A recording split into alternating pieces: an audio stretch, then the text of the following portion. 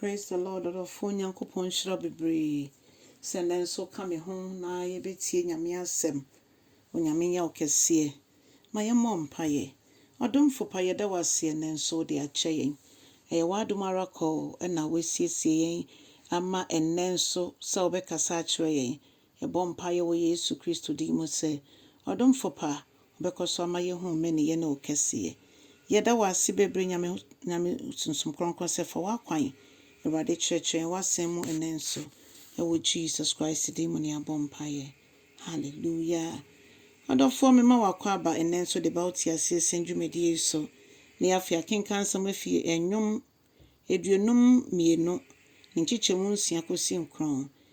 Ndwom 22 6 kɔsi 9. Adɔfoɔ yɛntie Awurade asɛm. Na David ɛbɛn no Nyame ako ama no ma na tamfo ahwehwe ase no. Ɔka saa asɛm yi ɔse the righteous anaasɛ ɔteneneni ɛbɛhu weinom na atɔ no so. Ɛko a Nyame bɛko ama yɛn no yɛbɛhu na ɛbɛtɔ yɛn so. Na yɛbɛsere na yɛaka sɛ hwɛ dia Onyame ayɛ akofo yi. Akofo yi a ɔmɔwerɛ ɛnhyɛ Onyankopɔn mu yi. Akofo yi a ɔmɔndi Nyankopɔn di. Akofo yi a ɔmɔ asɛm ne sɛ Nyame biara ni hɔ no. Hwɛ sɛdeɛ yɛ Nyankopɔn asɛ ɔmɔ gyinatuo. Monkae ho sɛ ɛnyɛ yɛne honam ne mogya na ɛnya ho. Yɛne som mu etumfoɔ ne akaberekyire honhom. Yɛmfa yɛni ehu wɔn ɛne yɛne ɔmɔ enya. Nanso yɛ Nyankopɔn yɛ kofo kɛseɛ no. Ɔkoma yɛn ɛma ne boro adwene ɛne ntiaseɛ so. Na ɔmɔde ɔmɔwerɛ hyɛ ɔmɔ ahonyadeɛ mu. Nti ɛmɔmɔ ɛkɔsoa ɛyɛ timɔdenfo na ɔmɔkɔsoa yɛ bɔne no. Saa nkrɔfoɔ no Onyankopɔn bɛka ɔmɔ nyinaa egu. Ɛma w'ani mmerɛ obi a wahyehyɛ ada so kɛkɛ no nim Awurade dabi. Wahyɛ ada so no nim Awurade a efisɛ ɔno ɔde ne sika no bɛyɛ nneɛma papa a ɛho bɛba mfasoɔ ama Onyankopɔn adwuma. Na saa nipa no nso ne yɛnim sɛ yɛne ne nyinaa ɛkɔ so ahemman mu. Sɛ Nyame ama me bi aboro so ahyɛ so na me ne Awurade a ɔdɔfo etwa sɛ me de bi nso boa afoforo. Nti Nyame mu no sɛ yɛwɔ sɛ yɛni ne ehia kɛseɛ ne sɛ yɛafa Awurade. Ɔno ankasa ɛbɛdane yɛn.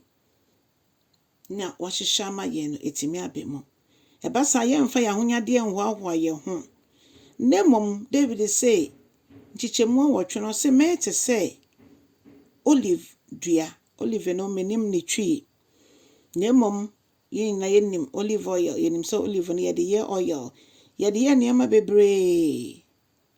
Na mɛkɔ so na masom wɔ Nyankopɔn fie. David kuri ɔka sɛ mɛtena Awurade fie me nkwa nda nyinaa. Ampa. Me nso mɛpem so mɛsom wɔ Awurade fie. Na afei makɔ so de me werɛ nyinaa ahyɛ Onyankopɔn no dɔ no a ɛnsa da ne mu. Ne dɔ no a ɛnni hwamo no mu. Ne dɔ no a ɛtim hɔ da no mu. Na meyi Onyankopɔn ayɛ da nyinaa ɛwɔ deɛ wayɛ ama me. Sɛ wodi nkonim wodi matamfo so nkonim ɛde ama me.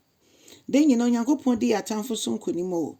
Na ɛsan sɛ yɛmfa yɛni enhu nti no. Ɛyɛ na yɛayɛ kakraa bi. Na sɛ nke yɛhu ne Onyame yɛ ma yɛn a ɔko ma yɛn di nkonim ma yɛn. Ne yɛkyɛn so sɛ wakɔ asɛnnua no nso mpo ama yɛn no wodi nkonim ama yɛn no. Yɛkyɛn nkonimdifoɔ te atwa sɛ yɛtu anamon bi a yɛtu no sɛ nkrɔfoɔ mu nim dia Onyame ayɛ ama wɔn.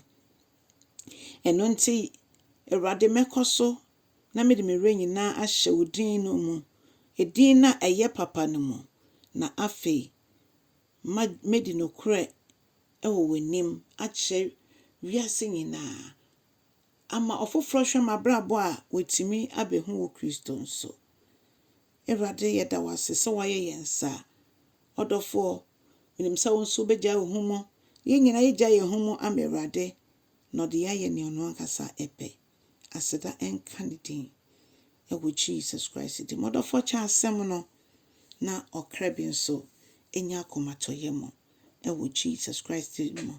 Na Yesu ankyɛ no san n'ani onyam mu a yɛmu biara ɔnyɛ ɔyeraba. Onyame nhyira wɔ Yesu din mu. Amen.